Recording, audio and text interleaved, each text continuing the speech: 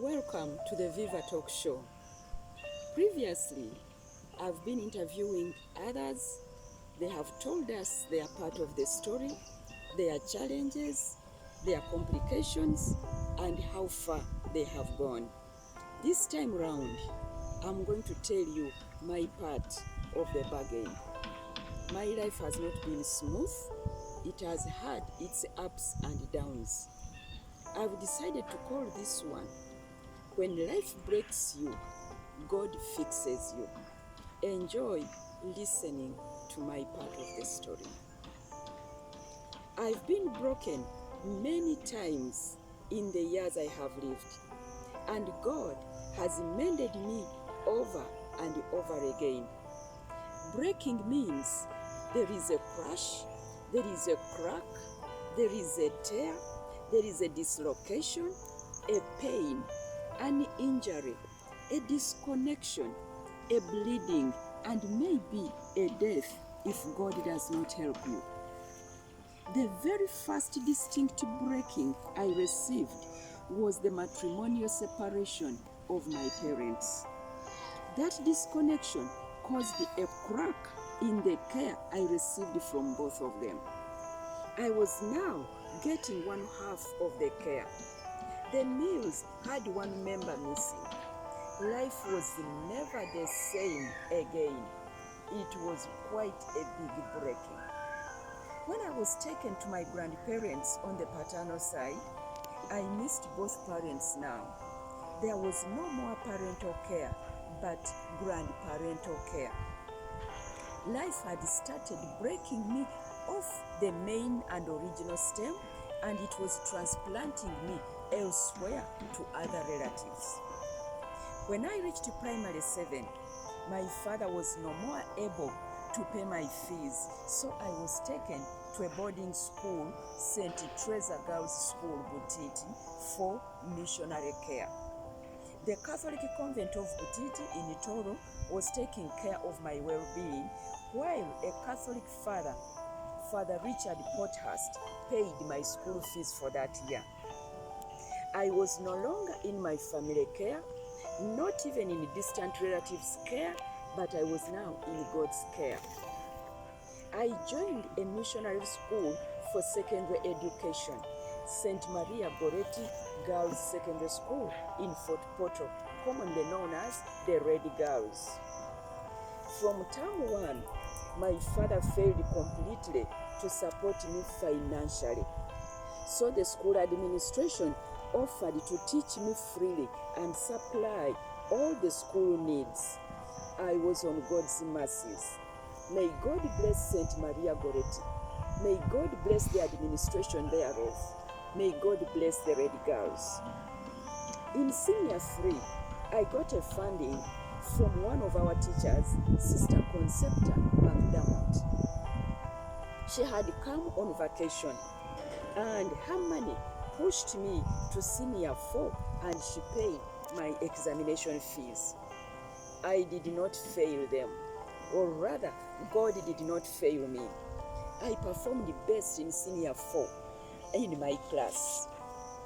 But the question is, could God continue, or He would stop me and abandon me in the middle of nowhere, in the wilderness? He said, I started a good work in you. I will perform it up to the very end. I was admitted in Mount St. Mary's Namagunga, Lugazi for high school. I left Namagunga after conceiving. Life had broken me off a very good academic foundation. I had aspired to either work in the bank or to work at the airport as an air hostess. After delivering, I was readmitted in Namagunga, a very, very rare opportunity. But that opportunity did not materialize because there was no money. I settled for a lesser option, Caltech Academy, Makerere. But the question still lies, would my dreams ever come true? Here, the devil was very active.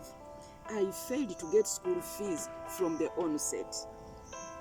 But I discovered that God was more at work than the devil. The bursar of the school, Caltech Academy, happened to have been a good friend of my brother in their school, St. Edward's Bukumi. When he discovered I was a sister to his best friend, he did not allow me to be chased for school fees anymore. I ceased to be on the defaulters list again. So I glided over high school on a free ticket. God had done it his own way. May God bless that bursar of Caltech Academy. I passed well enough to go to Makerere University on self-sponsorship terms. But the same question, where was money coming from? I had started working in Uganda Commercial Bank as a clerk, having forgotten about university. When one day I come across an advert about scholarships that were being offered by the Ministry of Commerce to female students that wanted to join Makerere University. I grabbed the chance, I applied, I did the interviews, and I passed. Was God doing it again? Was I going to university? Yes. Oh my God. My dream was going to come true at last. The Ministry of Commerce sponsored me for 1 year, and the government of Uganda took me over from second year. God was still at work. I finished university and graduated with an honors degree. I was re-employed in Uganda Commercial Bank, Crested Towers, now as an officer of higher level than before. My dream had finally come true. I worked in the bank until I attained managerial position, heading a big branch, Malaba branch of Uganda Commercial Bank. I then got married to my husband, Genevieve Kibbumba. He was the man of my dreams. He had all the qualities I had ever wanted in a man.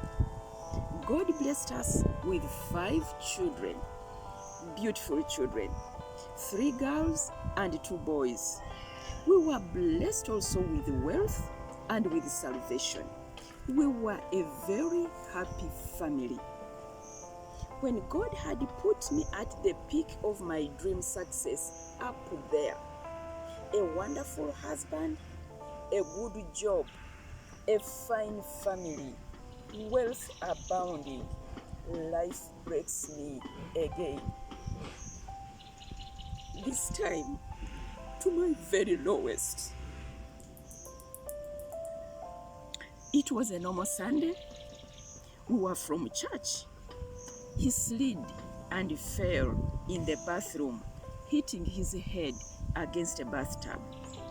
When I came to see, he was on the ground with blood oozing out of his ear. He had been hurt. We rushed him to Mulago Hospital, where he breathed his last. Life closed in on me.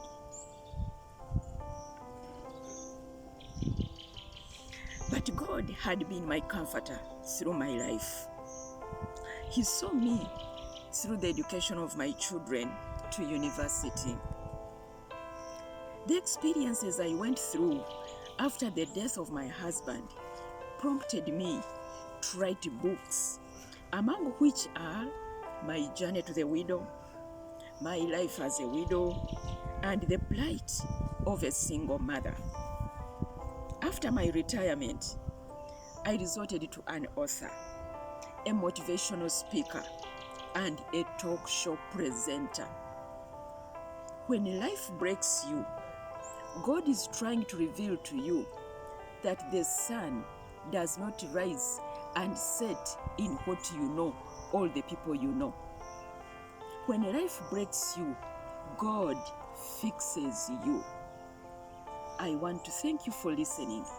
At this juncture, I want to appreciate everybody that contributed to my academic success and career through and through.